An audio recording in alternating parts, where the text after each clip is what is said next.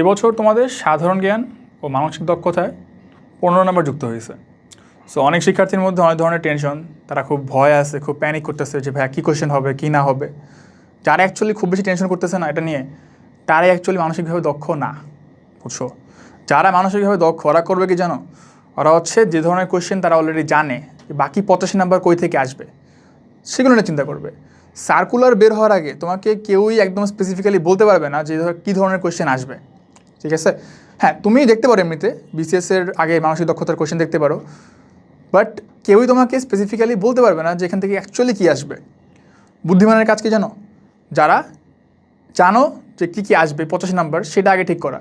অনেক স্টুডেন্ট আছে তারা এখন সিলেবাসে শেষ হয়নি, সে এখনও সাধারণ নর্মাল কোয়েশ্চেনগুলো ঠিকভাবে পারে না, ওগুলো বাদ দিয়ে সে পড়ে আসছে যে ভাই 5 নাম্বার কী আসবে, মানসিক দক্ষতা কী আসবে।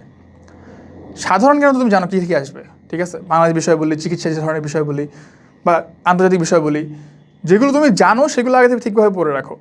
ফিজিক্স, কেমিস্ট্রি, বায়োলজি এখান থেকে তুমি 85 নাম্বার এনশিওর করো, তোমার জানা নাম্বারগুলো তুমি ঠিক করো আগে। সার্কুলার বের হলে দেন তুমি আসলে বুঝতে পারবে যে কোন ধরনের কোয়েশ্চেন আসবে।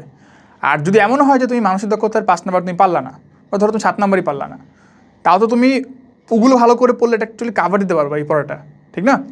আমাদের সময় কথা বলি, আমার সময় সাধারণ জ্ঞানে মানে হঠাৎ করেই 3টা সাম্প্রতিক আসছে, ওই 3টার একটাও আমি পারি নাই, কারণ সাম্প্রতিক অ্যাকচুয়ালি খুব ভালোভাবে পড়ে যায় নাই। কিছু হয়েছে? কোনো সমস্যা হয়নি, কারণ আমি অন্য চ্যাপ্টার দিয়ে বা অন্য সাবজেক্ট দিয়ে এটা কাভার করে দিছি।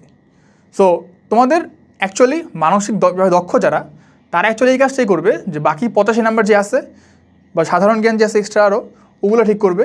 আর এই মানসিক দক্ষতার যে কোয়েশ্চেন দেখতেছো এগুলো নিয়ে খুব বেশি টেনশন করবে না সার্কুলার বের হওয়ার আগ পর্যন্ত।